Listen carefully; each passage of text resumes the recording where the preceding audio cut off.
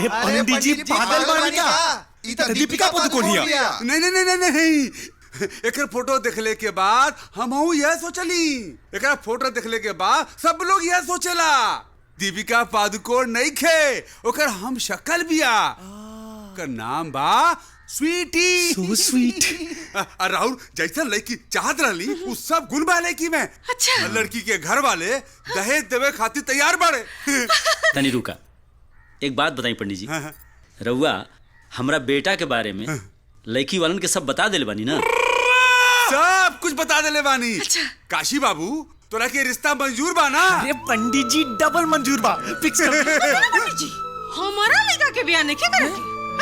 अरे पैसा न कौड़ी इनके चाही न छौड़ी, कितनो तू करबा ई पहिरी न मौरी। अरे माई हमके शादी करे के बा। माई